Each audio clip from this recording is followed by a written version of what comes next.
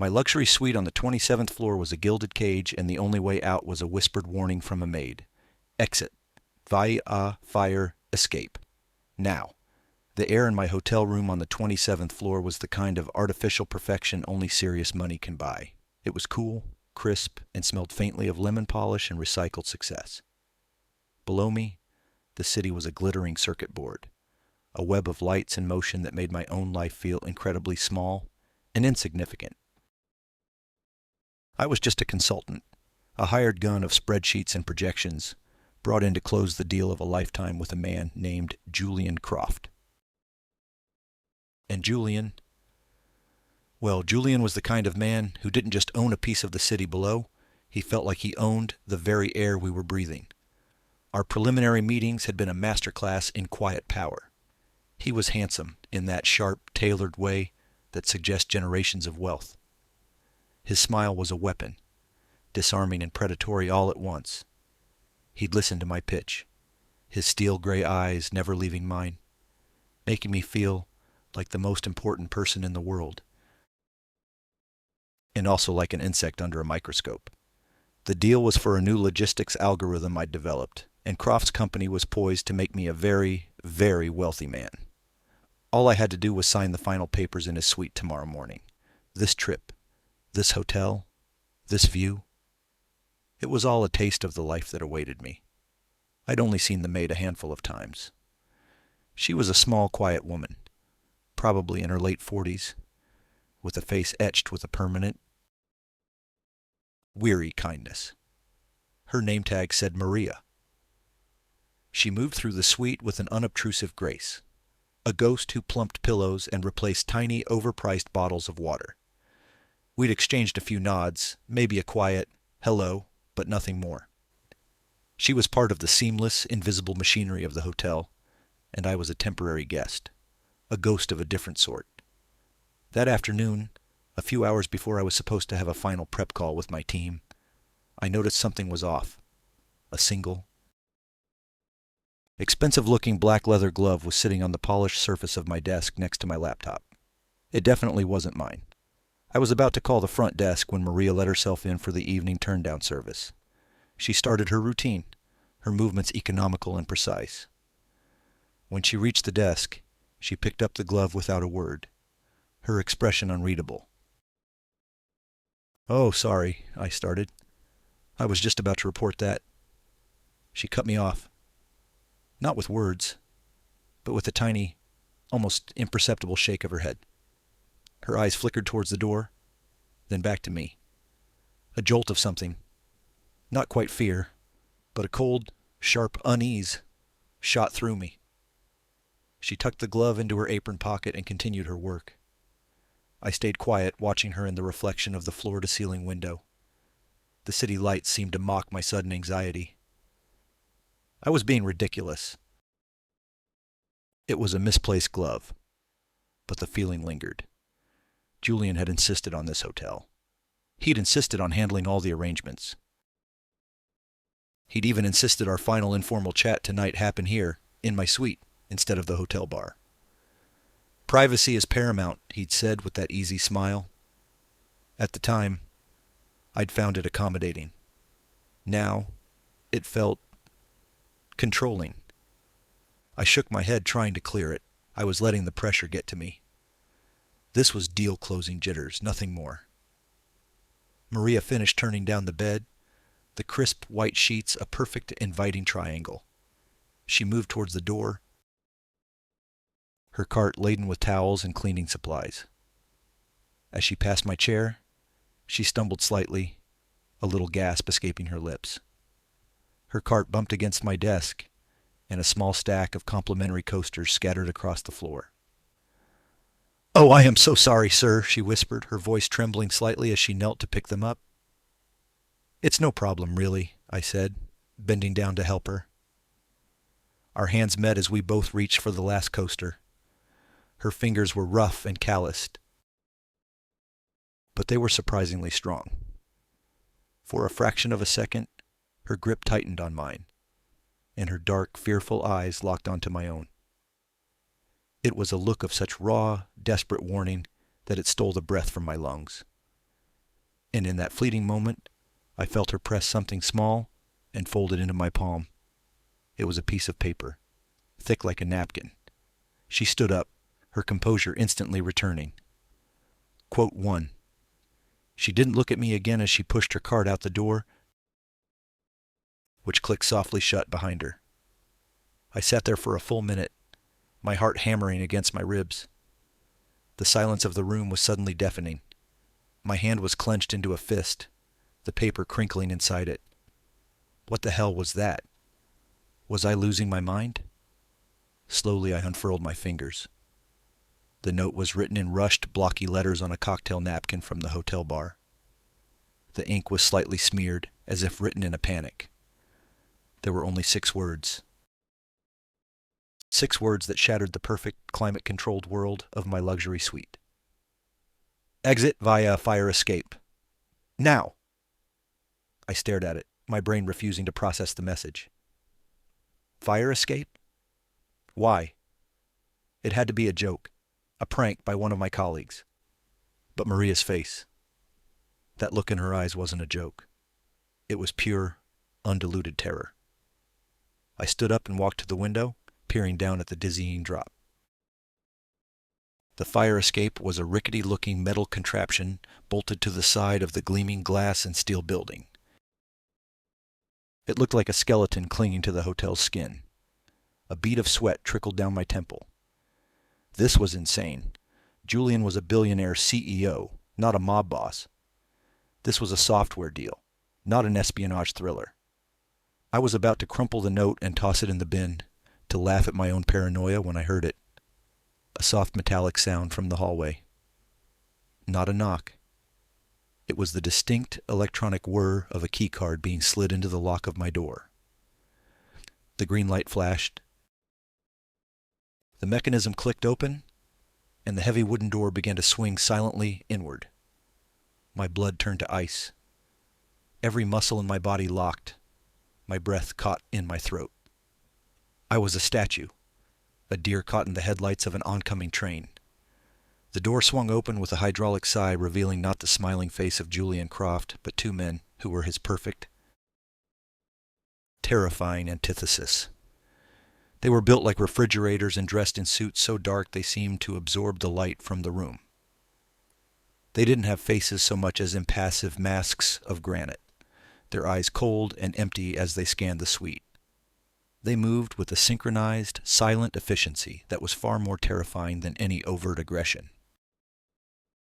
One stepped just inside, his gaze sweeping the living area, while the other remained framed in the doorway, a human wall blocking the only conventional exit. They hadn't seen me yet. I was partially obscured by a large modern armchair, my body pressed against the cool glass of the window. My mind was a maelstrom of white noise, a single, looping question screaming through the chaos. Why? Then, like a lightning strike, Maria's face flashed in my memory, her desperate eyes, the urgent pressure of her fingers. The note in my pocket felt like a burning coal. Exit via fire escape, now. It wasn't a warning, it was a command. My survival depended on obeying it. My body finally unlocked. Moving with a slowness that felt agonizing, I began to sink to the floor, dropping below the line of sight of the armchair. The plush carpet muffled my movements. My heart was a frantic drum against my ribs, so loud I was sure they could hear it. I crawled on my hands and knees toward the sliver of wall between the armchair and the heavy blackout curtains. My entire world had shrunk to this terrifyingly small patch of real estate. One of the men took a step further into the room. I could see his polished black shoes, gleaming under the recessed lighting. He murmured something to his partner, his voice a low, gravelly rumble that vibrated through the floor. I couldn't make out the words, but the tone was calm, professional, the sound of a predator confident in its hunt. My fingers found the latch at the bottom of the window. It was a heavy, industrial-looking thing, designed to keep the city and the wind at bay 27 floors up. I wrapped my hand around it, praying it wouldn't be sealed shut. My palm was slick with sweat. I applied pressure, slowly, slowly, trying to avoid any sudden noise. For a heart-stopping second, it didn't budge. Panic flared in my chest, hot and suffocating. I pushed harder, my knuckles white, my teeth clenched so tight my jaw ached. There was a soft, metallic click. It sounded as loud as a gunshot in the silent room. I froze, every nerve ending screaming. I waited for the sound of footsteps, for a hand to clamp down on my shoulder. Nothing. The men were still on the other side of the room. I risked a peek around the chair. One of them was looking at my laptop, his head tilted. The other was inspecting the bedroom door. They were methodical. They were searching for me. There was no more time for stealth. I wrenched the handle upwards. The window seal broke with a soft whoosh of air, and the cold, damp night rushed in, carrying the distant wail of a siren. I slid the heavy pane of glass open just enough to squeeze through, my suit jacket snagging on the latch. I ripped it free, not caring about the tearing sound. Stepping out onto the fire escape was like stepping into another dimension. The quiet, climate-controlled luxury of the suite vanished, replaced by a brutal assault on the senses. The wind whipped around me, trying to tear me from my perch. The metal platform vibrated under my feet, a thin, skeletal grill separating me from a 1,000-foot drop. The city wasn't a beautiful circuit board anymore. It was a roaring, chaotic beast, and I was clinging to the side of its cage.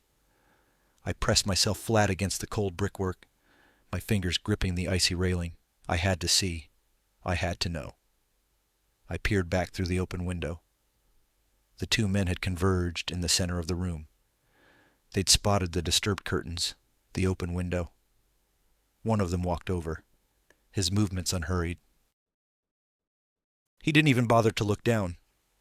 He simply reached into his jacket and pulled out a small, sleek black device. For a moment, I thought it was a phone. Then he pressed a button, and two electric prongs sparked at the end with a vicious blue-white crackle. A taser. They hadn't come to talk. They hadn't come to negotiate. They had come to incapacitate me, to abduct me from my room as silently as Maria had delivered her warning. The algorithm. It had to be the algorithm. What had I created? What was it truly capable of that was worth this? My mind was reeling. Julian Croft wasn't just a ruthless businessman. He was something else entirely. And I had walked willingly into his web, blinded by the promise of wealth and success. All my assets, my contacts, my entire life was tied up in this deal. Now, my life itself was the price. I had nothing. No phone, no wallet, no passport. They were all in that room, on the polished desk next to my laptop. I was a ghost, 27 stories high, with nothing but the clothes on my back and a crumpled napkin in my pocket. A wave of vertigo washed over me, and I squeezed my eyes shut, my forehead pressed against the freezing bricks. I had to move. Down. That was the only direction that mattered. I took a deep breath, the air tasting of grit and exhaust fumes, and forced my trembling legs to move. I swung a leg over the railing and started down the narrow, steep steps to the next platform. Each step was a gamble, the metal groaning in protest under my weight. My dress shoes, designed for boardrooms, had no grip. I was descending into the abyss, one terrifyingly slick step at a time. 26th floor, 25th. My descent was clumsy, loud. I was sure they could hear me from the room. I glanced up, but the window was empty. Maybe they weren't coming after me. Maybe they'd just report that I was gone. The thought was a sliver of hope in a sea of terror. I reached the platform for the 24th floor and paused to catch my breath, my lungs burning. That's when I heard it. Not from above, from below.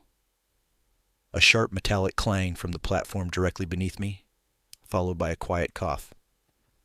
My blood ran cold. I flattened myself against the wall, peering through the metal slats of the floor. A figure was standing on the landing below, shrouded in the deep shadows cast by the building.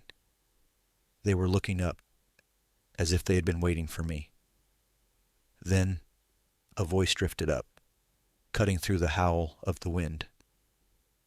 It was calm, conversational, and utterly chilling. Quote 2, the voice said, as if we were being introduced at a cocktail party. Quote 3, the voice hit me like a physical blow, sending a fresh wave of panic through my already frayed nerves. They weren't just in my room, they were waiting for me. This wasn't a pursuit. It was a net. I was a fish tumbling down a waterfall, and they were waiting at the bottom. My mind raced, frantically searching for an escape route that didn't exist. Up was impossible.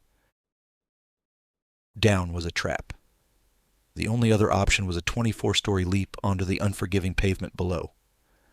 My heart hammered against my ribs, a frantic prisoner trying to beat its way out. The figure below took a step, moving out of the deepest shadows. He was shorter than the two goons in my room, leaner, dressed in a practical dark jacket. He wasn't looking up with a weapon drawn, just with a patient, almost bored expression. He was a professional, and his calm confidence was more terrifying than any overt threat. He knew I had nowhere to go. Quote 4.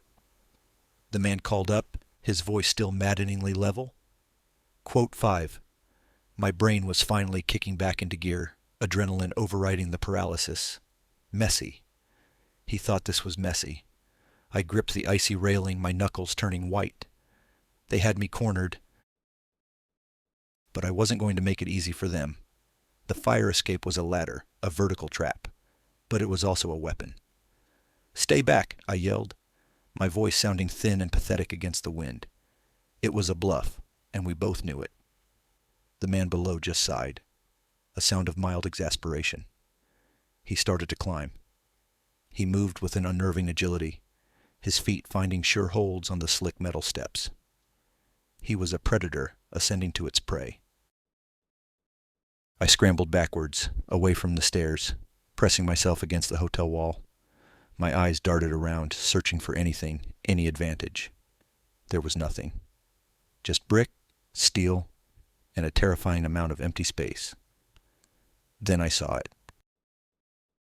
Bolted to the wall was a heavy metal housing for the fire sprinkler system's standpipe connection. A thick, industrial valve wheel, painted red, protruded from the side. It was probably rusted solid, untouched for decades. But it was something. As the man's head appeared over the edge of the platform, I lunged for the valve. I wrapped both hands around the cold, flaking metal and pulled with every ounce of strength I had. For a moment, nothing happened. The man was on the platform now, taking a deliberate step towards me. I yanked again, a desperate guttural roar tearing from my throat. There was a screech of protesting metal, a groan of ancient rust giving way. The wheel turned. A quarter turn, a half turn, then it spun freely. For a terrifying second, nothing happened. I thought I'd broken it. Then came a deep, shuddering jolt from inside the wall, a sound like the building itself was waking up. A torrent of pressurized, rust-brown water exploded from the connection joint. It hit me in the chest like a battering ram, knocking the wind from my lungs and slamming me against the railing. The force was incredible, a freezing, brutal shock. The man, caught completely by surprise, took the full blast head-on. He was thrown backwards, his arms flailing as he lost his footing on the now slick metal platform. He hit the railing with a sickening crunch and teetered there for a horrifying, drawn-out moment, balanced between the fire escape and the abyss. Then, with a strangled cry, he was gone, swallowed by the darkness and the roaring city below. I couldn't breathe. I couldn't think. I just clung to the railing, gasping, the icy water still spraying over me, plastering my clothes to my skin. I had just killed a man. The thought was a detached, clinical observation, my brain refusing to process the emotional gravity of it. He was going to take me, to do God knows what, but I had sent him plunging to his death. The geyser of water began to sputter, the pressure dropping. I didn't have time to be horrified. The men from my room. They would have heard the commotion. They would be coming. I forced my trembling legs to move, scrambling down the stairs, past the platform where the man had stood moments before. I didn't look down. I couldn't. Down, down, down. The floors flew by in a blur of brick and dark windows. 20th floor, 15th. My lungs burned, my muscles screamed. The water had made everything impossibly slippery. I fell more than I ran, sliding down sections of stairs on my backside, my hands raw from gripping the railings. By the time I reached the 10th floor, I could hear shouting from above. They were on the fire escape now. A beam of a powerful flashlight cut through the darkness, sweeping across the side of the building, searching for me. I pressed myself into the shadows, my heart pounding. The beam passed just over my head. I had to get off this thing. The fire escape ladder ended in a caged enclosure in the alleyway 2 stories below, a place where I would be hopelessly trapped. I needed another way. At the 8th floor landing, I saw a potential exit, a window slightly ajar in what looked like a darkened office. I didn't hesitate. I half climbed, half fell onto the platform and lunged for the window. It was a heavy commercial-grade window, but the crack was just wide enough for me to get my fingers in. I heaved it upwards, the metal screaming in protest. The flashlight beam from above caught me, pinning me in its white glare.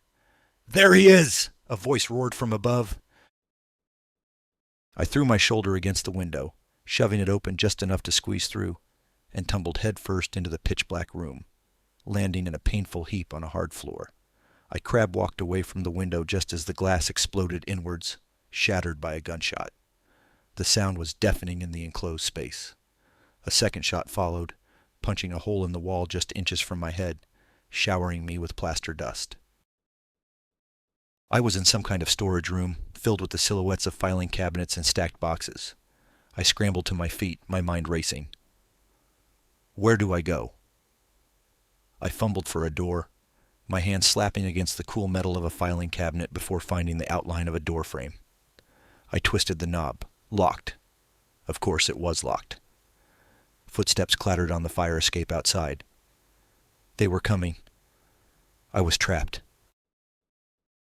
I backed away from the door, my eyes scanning the darkness, searching for a weapon, a hiding place, anything.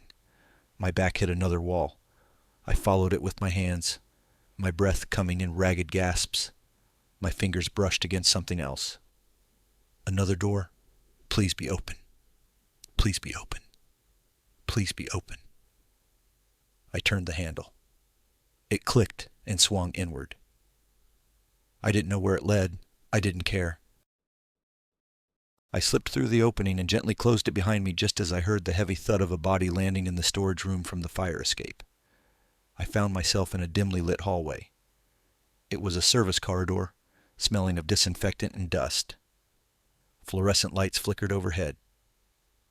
I took off running blindly, my soaked dress shoes squeaking on the linoleum. Left turn, right turn, past endless, unmarked doors. I was a rat in a maze, and the cats were right behind me. I burst through a set of double doors and found myself in a place I recognized. The hushed, opulent carpeting, the faint scent of designer perfume, the soft glow of wall sconces. I was back in the main hotel corridor for the 8th floor. A guest, an elderly man in a bathrobe, stared at me, his mouth agape at the sight of this soaking wet, terrified man who had just appeared from a service entrance. I didn't have time to explain. I ran. I hit the button for the elevator, a stupid, desperate move. Waiting for it was suicide. I spotted the glowing red sign at the end of the hall. Stairs. I yanked the heavy fire door open and plunged into the concrete stairwell. I took the steps 3 at a time, my body fueled by pure adrenaline. 8th floor, 7th, 6th. My only thought was the ground floor, the lobby, the street. Safety in numbers. I burst out into the lobby on the ground floor, a chaotic mess of torn clothes and wild eyes. The scene was a surreal tableau of late-night normalcy. A couple checking in, a bellhop with a luggage cart, a concierge on the phone. They all stopped and stared at me. My sudden frantic appearance was a stone thrown into a tranquil pond. For a moment, I felt a wave of relief. I was safe. I was in public. I took a staggering step toward the front desk, my mouth opening to scream for help, to tell them to call the police. But before I could utter a sound, a familiar figure stepped out from behind a large marble pillar, blocking my path to the exit. He was impeccably dressed, his steel-gray eyes locking onto mine with an expression of profound disappointment. It was Julian Croft. He wasn't flanked by his goons. He was alone. And in his hand, held casually at his side, was the single black leather glove I'd found in my room. "Leaving so soon, Mr. Hayes?" he asked, his voice a low, dangerous purr that cut through the lobby's ambient chatter. Quote 9. The world seemed to slow down, the background noise of the lobby fading into a dull hum. All I could see was Julian Croft, standing there like a phantom of tailored elegance, a predator who had somehow teleported from the top of the food chain to the bottom, cutting off my escape. My frantic, desperate flight had led me right back to the spider at the center of the web. The sight of him, so calm and collected while my world was imploding, was more terrifying than the men with guns. My mind was a short-circuiting mess. I opened my mouth, but no words came out. What could I say? Quote 10? He looked like a CEO, a pillar of the community. I looked like a drowned rat who had just crawled out of the sewer. The concierge was already reaching for the phone, his expression a mixture of alarm and concern. He was probably calling security. But whose side would they take? The deranged, soaking wet guest, or the impeccably dressed billionaire who likely owned a piece of the hotel itself? Croft saw the calculation in my eyes. He gave a small, almost imperceptible shake of his head, a silent command. His gaze flickered for a fraction of a second towards the main entrance. I followed it. One of his granite-faced goons was standing by the revolving doors, pretending to read a newspaper. The other was leaning against the wall near the check-in desk, his arms crossed. They weren't gone. They had just repositioned. The net was still in place. "There's been a misunderstanding," Croft said, his voice now loud enough for the staff to hear. He took a step towards me, his expression shifting to one of deep, paternal concern. "My colleague, Mr. Hayes, has had a bit of a medical episode, a panic attack. We were worried about him." He looked at the concierge, his smile oozing reassuring authority. "It's all under control. I'll take care of him." It was brilliant. Horrifyingly, despicably brilliant. In 10 seconds, he had reframed the entire situation. I wasn't a victim. I was a patient. He wasn't a threat. He was a caregiver. The concierge visibly relaxed. The couple at the desk shot me looks of pity. My reality was being rewritten in real time by a master manipulator. "No," I managed to rasp, my voice hoarse. "He's lying." Croft's expression deepened with sorrow. He placed a hand on my shoulder. His grip was like steel. It wasn't a comforting gesture. It was an anchor, pinning me in place. "It's all right, David," he said, using my first name for the first time. The intimacy was a violation. "Let's get you back upstairs. Get you some dry clothes. Maybe a mild sedative." The word sedative hung in the air, a thinly veiled threat. He was going to drag me back up to that room, and this time there would be no fire escape. I tried to pull away, but his grip was unyielding. The goon by the check-in desk took a half-step forward, his hand twitching towards his jacket. My mind was screaming, "Fight! Run! Scream!" But my body was frozen, caught between the certainty of capture if I stayed and the certainty of a bullet if I ran. The lobby was a cage, and Croft was the keeper. And then I saw her. Over Croft's shoulder, by the entrance to the hotel bar, was Maria, the maid. She wasn't in her uniform anymore. She was wearing a simple coat and carrying a worn-out handbag, obviously on her way home.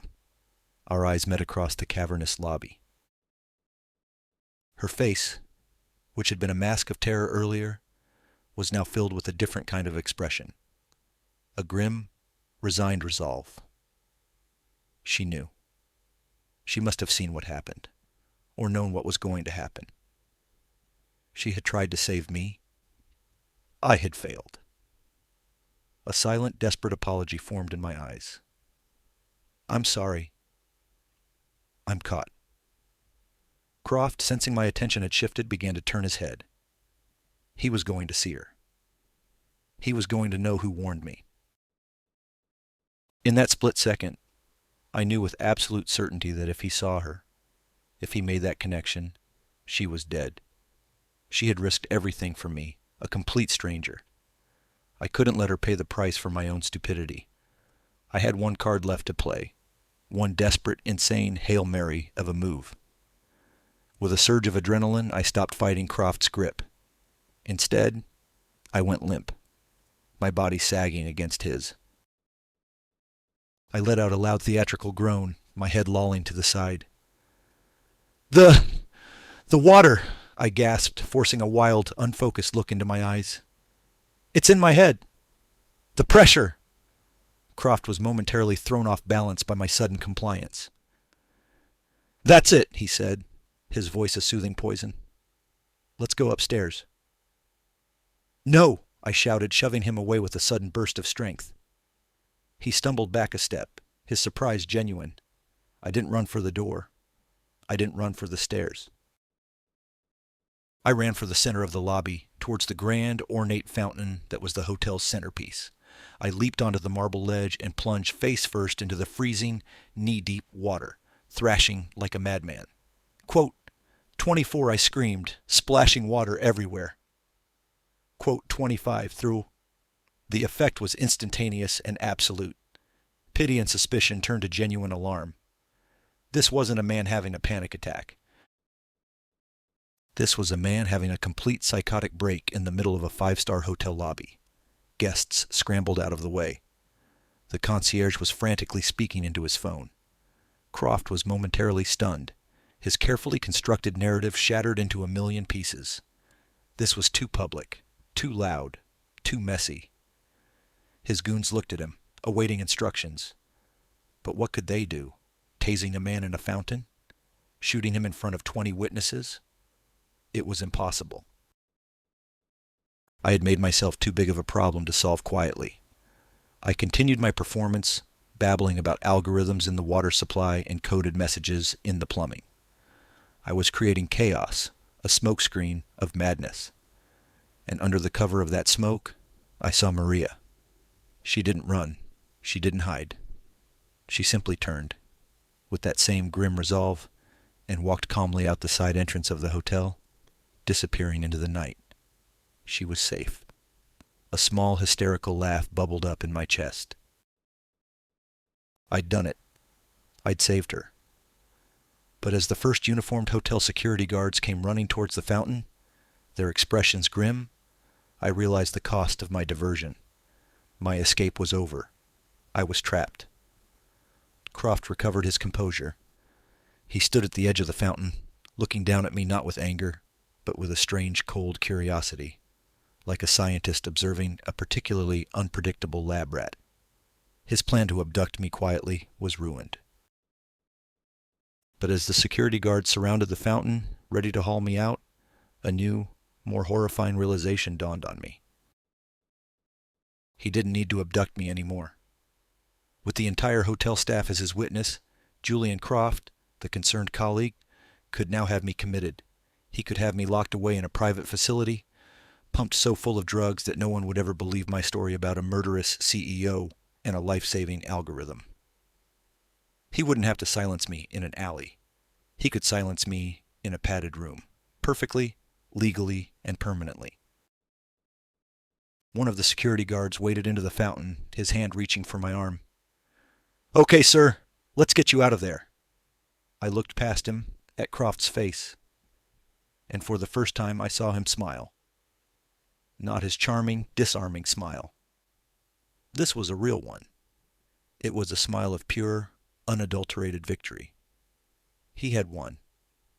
But as the guard's fingers closed around my bicep, I felt something hard and metallic press into my hand. I looked down through the swirling water. In my wild thrashing, my hand had brushed against the fountain's central filter grate, and wedged inside it, gleaming in the submerged lights, was a set of car keys. They weren't just any keys.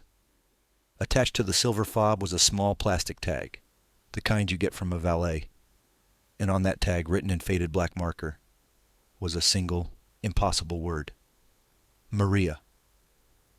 My mind, already a maelstrom of fear and adrenaline, snagged on the impossible object in my hand. The keys. Maria's keys. It couldn't be a coincidence. It was a message. A lifeline thrown into the chaos I had created. She hadn't just run. She had left me a way out. This wasn't just a diversion to save her.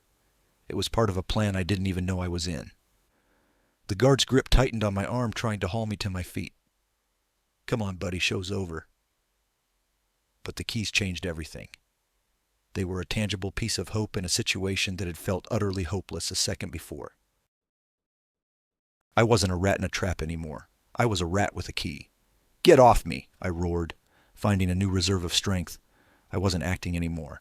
This was real. I ripped my arm free and shoved the guard, sending him stumbling back into the water with a surprised shout. I used the momentum to vault over the opposite side of the fountain's marble ledge, landing heavily on the plush carpet, water sloshing from my clothes. Croft's victorious smile faltered, replaced by a flash of genuine surprise.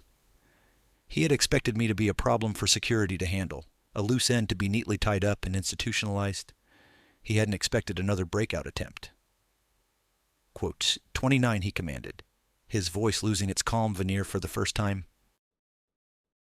Cracking like a whip through the lobby. His two goons, who had been holding back, immediately converged.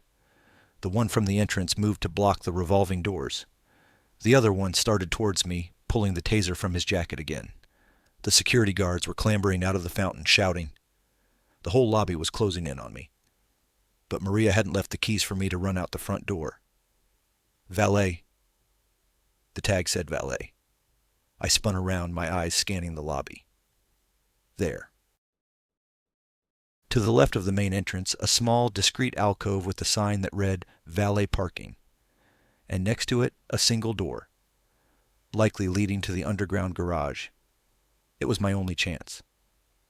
I sprinted, my waterlogged shoes slipping on the polished marble floor. I was a terrible, ungainly sight, a mess of flailing limbs and dripping clothes, but I was fast. Fear is a powerful fuel. The goon with the taser was closer, cutting off the angle. He lunged, the taser sparking in his hand. I didn't try to dodge. I lowered my shoulder and ran straight at him, crashing into him with the force of a linebacker. We both went down in a heap. The taser clattered across the floor. My head slammed against the marble, and for a second, the world exploded in a starburst of white light. But the goon had taken the worst of it, the air driven from his lungs with a pained grunt. I scrambled over him, my vision swimming, and pushed myself back to my feet. The door to the garage was just feet away. I could hear Croft shouting behind me, but his words were lost in a roar of blood in my ears. I slammed my hand against the push bar of the garage door and burst through into the echoing concrete expanse of the hotel's parking garage. The air was cool and smelled of gasoline and damp concrete. The sudden quiet after the lobby's chaos was jarring. I was in a cavern of expensive cars, gleaming under the harsh fluorescent lights. Rows and rows of them. Where was hers? I fumbled with the keys in my hand, my fingers numb and clumsy. I pressed the unlock button. Chirp, chirp. The sound was faint, but it was there. I pressed it again, trying to triangulate. It was coming from my left. Down a level. I vaulted over a low concrete barrier and sprinted down the ramp to the next level of the garage. The screech of tires echoed from the ramp behind me. A black sedan, the kind favored by government agents and high-end thugs, was careening down after me. Croft wasn't wasting any time. I hit the button again. Chirp, chirp. Closer this time. I scanned the rows of cars. Mercedes, BMW, Porsche, and then I saw it. Tucked between a massive SUV and a concrete pillar was a beat-up 20-year-old blue Toyota Camry. It was dented, the paint was faded, and it was the most beautiful thing I had ever seen. I slid across the hood of a Jaguar, yanked the driver's side door open, and threw myself inside. The car smelled of air freshener and old coffee. The keys went into the ignition, my hands shaking so badly it took 3 tries. The engine turned over with a reluctant rattling cough, then sputtered to life. As I jammed the car into reverse, the black sedan screeched to a halt, blocking the main exit lane. The doors flew open. Croft's 2 goons jumped out, one of them now holding a handgun, its black finish absorbing the garage lights. There was no way forward. I was blocked in. I slammed the car into drive, my mind racing. The garage was a maze. There had to be another way out. I stomped on the accelerator, the little Camry's engine whining in protest as I swerved down a narrow lane between parked cars. A bullet shattered my rear window, showering the back seat with glass. I was driving blind, fueled by sheer panic, whipping the car around concrete pillars, the tires squealing. I saw a sign ahead. Deliveries and service exit. It was a smaller, steeper ramp leading up. It was my only shot. I floored it. The Camry shot up the ramp, the engine screaming. I burst out into a narrow, dark alleyway behind the hotel, the sudden darkness blinding me, after the bright lights of the garage. I fishtailed on the wet pavement, corrected, and sped off into the labyrinth of the city's back streets. In the rearview mirror, I could see the black sedan hesitating at the top of the service ramp, its frame too wide for the narrow exit. For a moment I felt a surge of triumphant relief. I'd done it. I had actually gotten away. I drove for what felt like hours, making random turns, trying to get as far from that hotel as possible. My adrenaline started to ebb, replaced by a bone-deep chill from my wet clothes and a shaking that I couldn't control. I had killed a man. I had been shot at. I had escaped a billionaire who wanted me either dead or disappeared, and I was driving a stolen car with no wallet, no phone, no ID. I finally pulled over in a deserted industrial area by the docks, the rusted hulls of container ships looming like sleeping giants in the fog. I killed the engine, and the silence was absolute. I rested my forehead against the steering wheel, my body trembling, my mind trying to process the sheer insanity of the last few hours. Maria. She had saved me. Not once, but 3 times. The note. The keys. She had orchestrated my escape. But why? Why would a hotel maid risk her life for a total stranger? There had to be more to it. I sat up and started searching the car.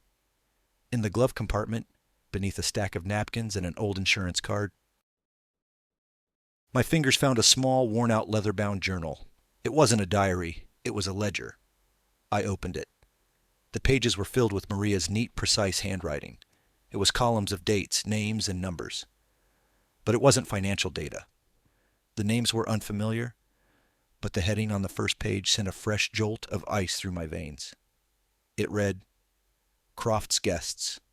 The Disappeared. There were dozens of entries. Each one listed a name, a date of arrival at one of Croft's hotels, a room number, and then a final chilling column labeled Status.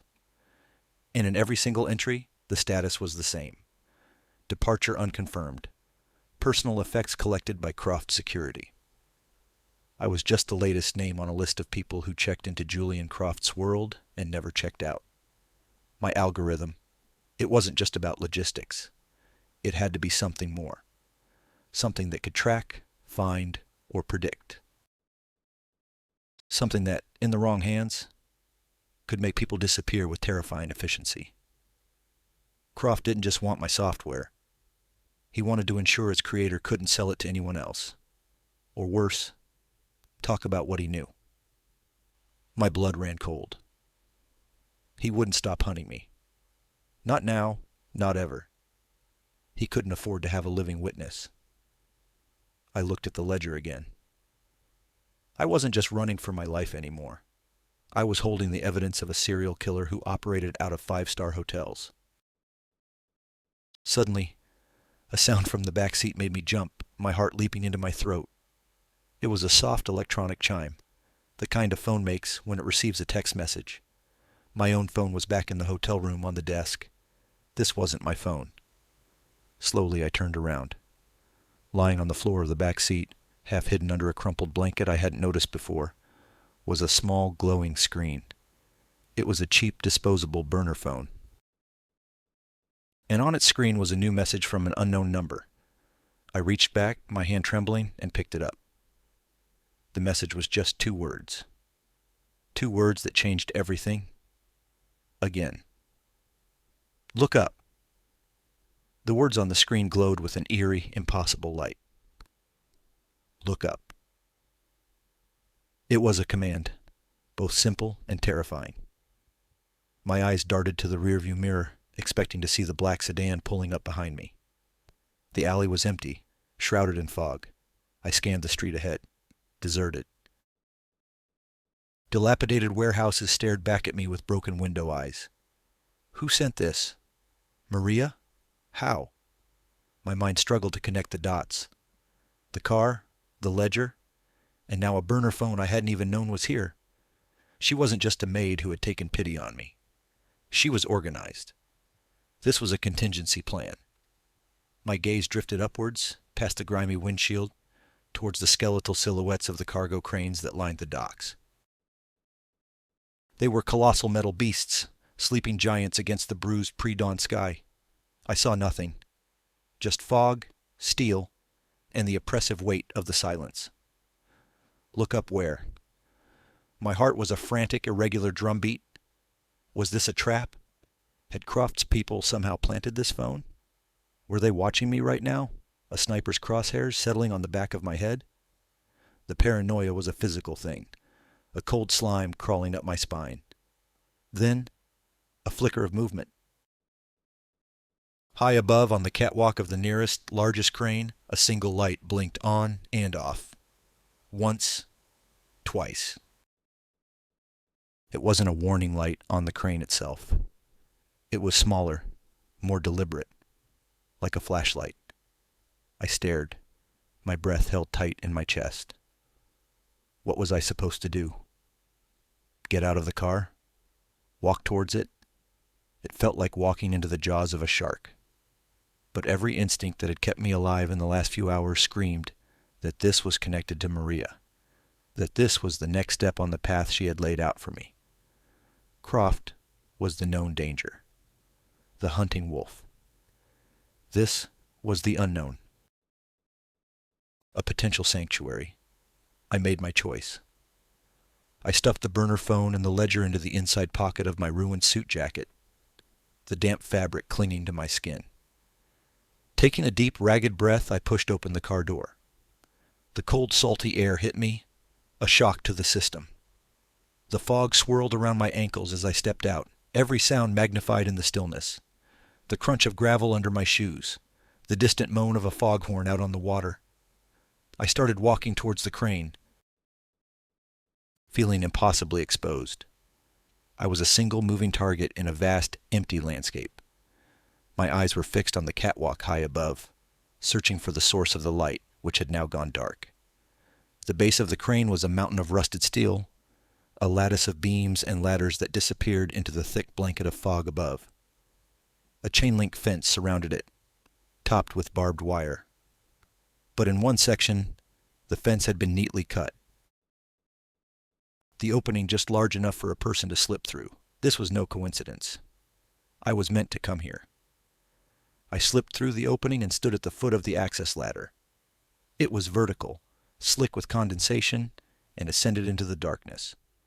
I hesitated for only a second. Behind me was a city where Julian Croft was king. A city where his money and influence could turn every cop, every camera, every person on the street into a potential enemy. Ahead of me was a terrifying climb into the unknown. It wasn't much of a choice. I started to climb. The cold of the metal rungs seeped through my thin dress shoes and the palms of my hands. My body, still aching and bruised, screamed in protest. Each upward pull was an agony. The wind was stronger up here, whistling through the steel girders trying to peel me from the ladder. I didn't look down. I just focused on the next rung and the next, climbing into the belly of the fog. After what felt like an eternity, my hand finally closed around the grated floor of the main catwalk. I hauled my exhausted body over the edge and collapsed, gasping for air, my muscles trembling uncontrollably. I lay there for a full minute, the cold metal biting into my cheek, my heart feeling like it was going to explode. When I finally pushed myself up, I saw that I wasn't alone. A figure stood at the far end of the catwalk, near the crane's control cabin. It was a silhouette against the faint glow of the city lights filtering through the fog. Not Maria. It was a man, tall and wiry, his features obscured by the darkness and a low-brimmed hat. "You're late," he said. His voice was rough, gravelly, with an accent I couldn't place. It was the voice of a man who had smoked a million cigarettes and seen a million things he'd rather forget. "Who are you?" I asked, my voice barely a whisper. I staggered to my feet, my body swaying. "A friend of a friend," he replied, taking a step closer. I could see him a little better now. He was older, his face a road map of deep lines. He wore a heavy workman's coat, and his eyes, even in the dim light, were sharp and intelligent. Quote, 34, quote, 35. The words chilled me to the bone. Quote, 36, quote, 37, the man said with a grim shrug. Quote, 38. It was too much to process. A secret war being waged by a hotel maid and a man on a crane against a billionaire serial killer. And I had just become its newest soldier. Quote, 39, I asked. Quote, 40. The man took another step, his expression serious. Underscore, underscore, quote, underscore, 41, underscore, underscore, my creation. I had designed it to streamline shipping routes, to make supply chains more efficient. I had never imagined it could be used to hunt for ghosts. Quote, 42, the man said, his voice urgent. Quote, 43, quote, 44. I said, my mind reeling, he said. The burner phone in my pocket chimed again. I pulled it out. Another message from the unknown number. They found the car. My blood ran cold. I looked down from the crane. Far below, at the entrance to the dockyard, 2 pairs of headlights cut through the fog, the black sedan, and another car with it. They were already here. Quote 48, the man said, turning and hurrying towards the crane's control cabin. There's another way down on the far side. Leads to the water. I started to follow him, my legs clumsy with renewed fear. But as I took a step, my foot caught on a loose cable snaking across the catwalk. I stumbled, my arms pinwheeling for balance. The leather ledger, which I had tucked so carefully into my jacket, slipped free. It fell from my pocket, tumbling through the air in a horrible slow-motion arc. I lunged for it, my fingers brushing the worn leather. But it was useless. It slipped past my grasp. I watched, helpless, as it fell from the catwalk, a tiny, silent speck disappearing into the thick fog below. The only proof. The names of every person Croft had ever made disappear. Gone. The man swore, a string of harsh, foreign-sounding curses. "Leave it! There's no time!" But I couldn't move. I stared down into the darkness where it had vanished. Without that ledger, it was just my word. The word of a supposed madman who had gone crazy in a hotel fountain against a powerful, respected billionaire. Then, through the fog below, I saw it. The beam of a powerful flashlight cut through the gloom, pointing straight up at the crane. They had seen us. Shouts echoed up from the ground. Faint, but unmistakable. They were coming. A moment later, a blindingly bright spotlight mounted on one of their cars flared to life, pinning us in its merciless white glare. We were trapped, 150 feet in the air with nowhere to run. "Move!" the man yelled, his voice a raw, urgent command that finally broke through my paralysis. He grabbed the collar of my jacket and hauled me towards the control cabin, pulling me out of the spotlight's paralyzing glare. "The book is gone. It's just paper. You're the one who's still alive. Let's keep it that way." His words were a splash of icy water on my face. He was right. The ledger was a record of the past, but I was the key to the future. I was the one who could bring Croft down. If I died up here, then all those names, all those disappeared people, would die a second time, their stories vanishing forever. We scrambled into the cramped, metallic confines of the crane's control cabin. It smelled of grease, stale cigarette smoke, and something else. Ozone, like the air after a lightning strike. The cabin was a cage of thick, grimy windows, offering a panoramic view of our trap. Below, more car doors were slamming. I could see the tiny figures of Croft's men spreading out, surrounding the base of the crane. The man, whose name I still didn't know, ignored them. He moved with a frantic, practiced efficiency, flipping a series of heavy-duty switches on a control panel. The cabin hummed to life around us, lights flickering on, the low thrum of a massive generator vibrating through the floor. "What are you doing?" I shouted over the noise. "Giving them a distraction," he yelled back, his hands flying across the controls. He gripped a large joystick, and with a deafening groan of protesting metal, the entire crane began to move. The long, skeletal arm, with its massive hook dangling from the end, started to swing in a wide, slow arc over the dockyard. Below, Croft's men scattered, looking up in confusion and alarm. The spotlight operator tried to follow our movement, the beam cutting wild swaths across the sky. "The other side!" the man shouted, pointing to a small maintenance hatch on the floor of the cabin. "It leads to a service ladder on the far side of the main tower. It goes all the way down to the pier. Go! I'll keep them busy." "What about you?" I yelled.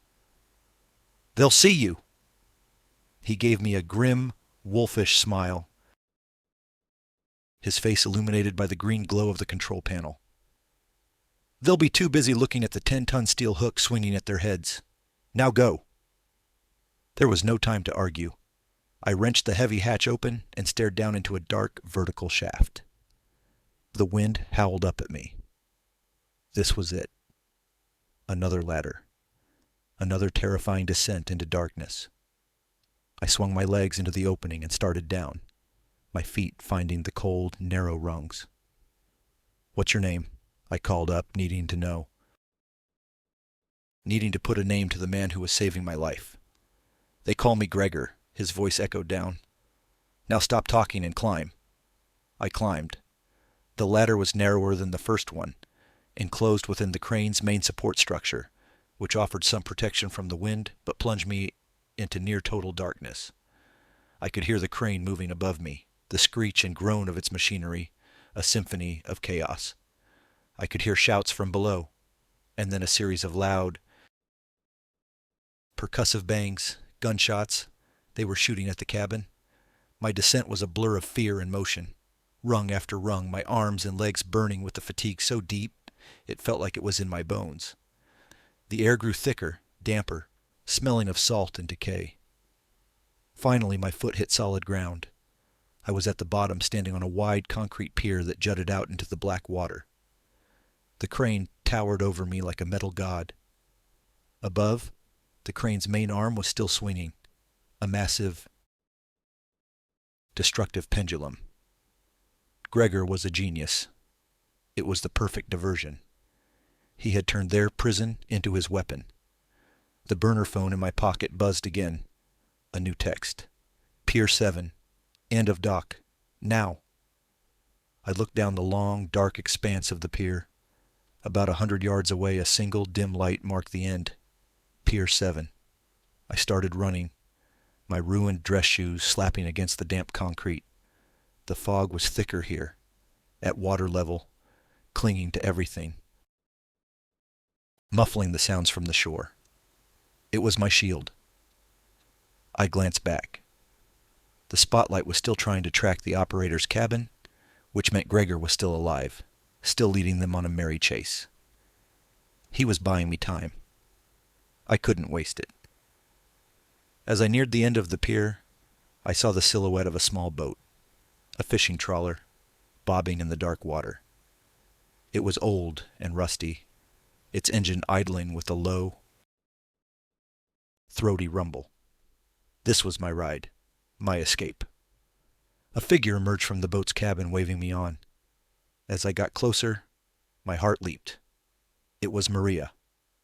I scrambled the last few feet and half jumped, half fell, onto the deck of the trawler. She grabbed my arm, her grip surprisingly strong, and pulled me toward the cabin.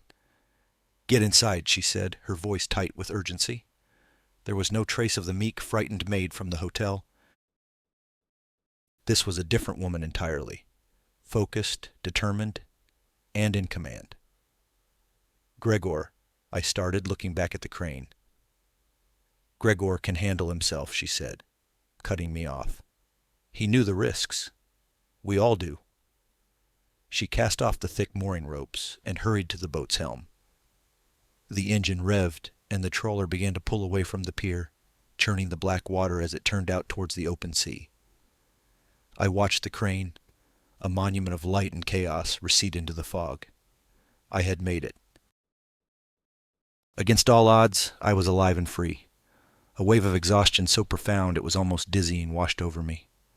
I leaned against the cabin wall, my legs threatening to give out. Maria guided the boat with expert hands, navigating the dark water as if she'd been born on it. "I'm sorry about the ledger," I said, the words tasting like ash. I dropped it. She didn't look at me, her eyes fixed on the water ahead. "The ledger was proof, but it was never the weapon," she said, her voice low. "The weapon is in your head, Mr. Hayes. It always has been. The code. That is what he fears. That is what will burn him to the ground." We fell into silence, the only sound the chugging of the engine and the lapping of water against the hull. The lights of the city, the glittering web where Julian Croft was a king, began to fade behind us, swallowed by the fog and the night. For the first time in what felt like a lifetime, I felt a flicker of something that wasn't pure terror. It was a tiny, fragile spark of hope. We were on the water for about an hour, heading out into the vast, dark expanse of the ocean. The air grew colder. Maria gave me a thick wool blanket from a storage locker, and I wrapped it around my shivering body. "Where are we going?" I finally asked. "To a place he can't reach you," she replied. "A freighter. It will take you south. From there, we have people who will get you home to retrieve the access keys." "We?" I asked. "Who is we?" She finally looked at me, her dark eyes reflecting the dim light of the boat's instruments. "People like me, people like Gregor, people whose lives Julian Croft has destroyed. We are the ghosts he created, and we have been waiting for someone like you for a very long time." The horizon was beginning to lighten, a thin gray line separating the black water from the black sky. And against that line, I could see the massive dark shape of a container ship, waiting. Our rendezvous. As we drew closer, Maria cut the engine, and we drifted the last few hundred feet in near silence. A rope ladder was hanging down the side of the immense steel hull. This was my next climb. Maria handed me a small waterproof bag. "Your new identity is in there. Passport, papers, cash. The phone is new. The number is the only one you need. Memorize it, then destroy the old one. We will be in touch when you reach port." I took the bag, the weight of it feeling both heavy and liberating.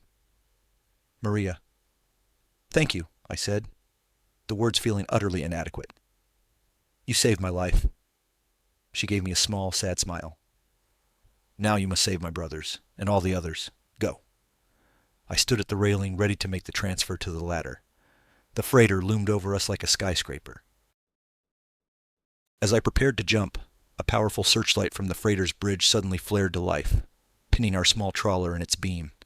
My heart stopped. This wasn't right. A voice, amplified by a loudspeaker, boomed across the water, the sound distorted and monstrous. It was a voice I recognized, a voice that would haunt my nightmares for the rest of my life. Did you really think it would be that easy, Mr. Hayes? I spun around. Maria's face was a mask of pure, uncomprehending horror. On the bridge of the freighter, silhouetted against the searchlight, was the unmistakable, impeccably tailored figure of Julian Croft. He wasn't just hunting me in the city. He controlled the water, too. He had been waiting for us the entire time. The freighter wasn't a sanctuary. It was the final, inescapable cage. The world dissolved into the blinding white glare of the searchlight. Croft's voice echoed across the water, a triumphant, omnipotent sound that seemed to come from the sky itself. It wasn't just a trap. It was a demonstration. He hadn't just predicted our move. He had orchestrated it, letting us run, letting us hope, just so he could savor this exact moment of our despair. Maria stared up at the freighter, her face ashen. The fight drained out of her, replaced by a devastating, soul-crushing defeat. Quote, 51, she whispered, the word stolen by the wind. Quote 5, too. But my mind was already racing, the initial shock giving way to a cold, frantic clarity. The burner phone, the car, the crane, the boat. Croft's men hadn't been following me. They had been hurting me. Maria's network, her we, the ghosts Croft had created, one of them wasn't a ghost. One of them was a traitor. It's a setup, I said, my voice low and hard. He's been playing you, Maria. He's been playing all of you. From the freighter, a cargo net began to lower, a clear, unspoken command for our surrender. Armed men appeared on the deck, their rifles glinting in the searchlight. It was over. But as I looked at Maria's face, at the years of pain and desperate hope, now crumbling into ruin, something inside me snapped. I had spent the entire night running, reacting, surviving. It was time to stop running. It was time to fight. He wants the code, I said, my mind seizing on the one thing I had that he didn't. Quote 56, I grabbed her arm. Quote 57. She looked at me, her eyes filled with a flicker of her earlier fire. She nodded, a single sharp movement. I ordered. I said with a confidence I didn't feel. They'll shoot at us, but they won't hit me. Croft won't let them. He needs my brain intact. I turned and faced the freighter, stepping into the full glare of the light. Croft! I bellowed, my voice raw. You want the algorithm? You want the source code? Then you'll deal with me. Alone. The amplified voice came back, laced with amusement. You're not in a position to make demands, Mr. Hayes. Aren't I? I yelled back. I held up the new burner phone Maria had given me. This phone has a dead man switch. A single text message goes out to a dozen news agencies and federal servers. It contains everything. The full source code, a detailed explanation of what it can do, and your name tied to it as the man who killed to get it. If my heart stops, the message sends. If this phone is destroyed, the message sends. Your quiet little disappearances become the biggest news story of the decade. Your company implodes. You spend the rest of your life in a supermax prison. So you can kill me, but you will lose everything. It was a complete and utter bluff. The phone was clean. But it was the only move I had. For a long, tense moment, there was only the sound of the wind and the idling engine. I could feel Croft weighing his options. Finally, his voice returned, the amusement gone, replaced by a cold, transactional tone. What do you want? Let her go, I said, nodding towards Maria. She leaves, unharmed. You have my word she's out of this. In return, I come aboard. We talk. Just you and me. Another pause. I could almost hear the gears turning in his brilliant, sociopathic mind. He was weighing the value of Maria, a loose end, against the certainty of getting his ultimate prize. Agreed, the voice boomed. Send her away. I looked at Maria. Go, now. I won't leave you, she protested. You're not, I said, pressing the waterproof bag with my new identity into her hands. You're going to get this to Gregor. You're going to tell him what happened. You're going to keep fighting. This isn't over. I took a deep breath. He might erase me, but don't let him erase them. Don't let him erase your brother. Promise me. Tears streamed down her face, but she nodded. She ran to the helm, and with a roar, the trawler's engine came to life. She spun the wheel, turning the small boat in a tight arc, and sped away, a tiny defiant speck disappearing back into the fog. No one shot at her. Croft, it seemed, was a man of his word when it suited him. The cargo net was lowered until it touched the deck of the now empty trawler. The message was clear. My turn. I took the old burner phone, the one from Gregor, and ostentatiously held it up before tossing it into the ocean. It was a piece of theater, a show of good faith. Then I climbed into the net. The ascent was surreal. I was lifted into the air, the black water churning below, rising up the steel cliff face of the freighter, towards the man who had turned my life into a living hell. As I was deposited on the deck, two of his goons immediately grabbed me, their hands searching me for weapons. They found nothing. Croft was waiting for me on the bridge.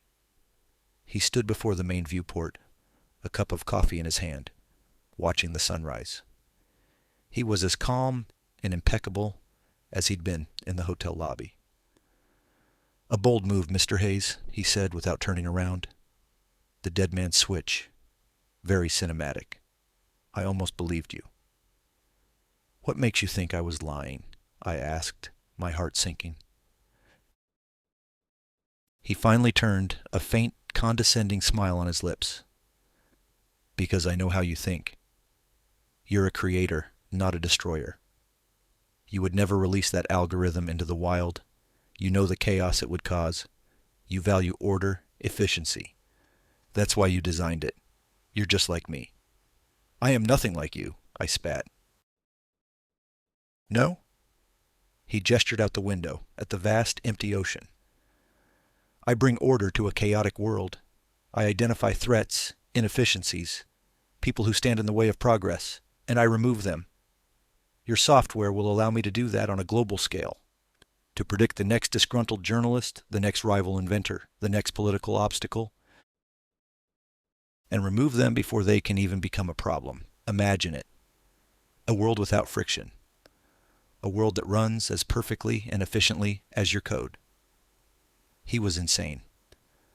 A monster who had rationalized his evil into a twisted form of utilitarianism. "So the safe deposit box," he said, getting back to business. "You're going to give me the access keys, all of them." I stared at him, at the absolute certainty in his eyes. He thought he held all the cards. But he'd made one critical mistake. He'd brought me here, onto his ship, surrounded by his technology. "No," I said. His smile vanished. "Excuse me?" "You said it yourself, Croft. I'm a creator, and you're right. I would never destroy my work, but I can sure as hell put a leash on it." My eyes flickered to the ship's main computer terminal, its screen displaying navigational charts and systems data. Understanding, and then alarm, dawned on his face. I pulled the new burner phone from my pocket, the one Maria had given me. Quote 92. Croft lunged for me, his composure finally shattering. But his goons, confused by the turn of events, were a second too slow. I hit the send button. The effect was instantaneous. The lights on the bridge flickered and died, replaced by the red glow of emergency lighting. Alarms blared throughout the ship. The steady thrum of the engine sputtered and went silent. On the main terminal, lines of my own source code scrolled across the screen at an impossible speed, overwriting everything. Navigation, communication, power. All of it was gone. Quote 93, I said into the sudden terrifying silence. The ship was dead in the water. A ghost ship. Adrift and alone with no way to call for help and no way to control its own systems. We were hundreds of miles from any shipping lane. A prison of our own making. The weeks that followed were a slow descent into a special kind of hell. We were adrift. Croft's authority vanished as the food and water supplies dwindled. His men, thugs for hire, became just desperate, hungry men. Fights broke out. Factions formed. I stayed hidden, a ghost in the machine I had broken. It was Maria who saved us. She hadn't fled. She had used my new identity papers to charter a helicopter, following the trawler's emergency transponder, which I'd managed to activate before Croft's men took the boat. She had gambled that I would find a way to neutralize the threat, and she had brought the cavalry. When the Coast Guard helicopters finally appeared on the horizon, they found a ship of starving, broken men. Julian Croft, the billionaire titan of industry, was discovered locked in a storage closet, gaunt and raving, a king who had lost his kingdom. There was no dramatic courtroom showdown. Faced with the testimony of his own crew, all willing to trade their boss for a plea deal, and the mountain of digital evidence my algorithm, now in the hands of the FBI, began to unearth about his financial and logistical networks, Croft's empire crumbled. The story of the disappeared became his legacy. The search for his victims began. They found Maria's brother. As for me, David Hayes officially ceased to exist. I took the new identity Maria had given me. I watched the downfall of Julian Croft from a small cafe 1,000 miles away. My algorithm, now safely in the hands of government analysts, was being used for what I now understood was its true purpose. Not to create order, but to find justice within the chaos. Sometimes late at night, I get a text on a secure phone from an unknown number. It might be from Maria, or Gregor, or one of the other ghosts. It's usually just a single word, a name. Another one of Croft's victims, identified. Another family given closure. My life is quiet now. I am no longer a consultant, no longer a creator of code. I listened to a warning from a maid, and I became something else entirely. I became a ghost, the kind that hunts monsters, and my work is far from over.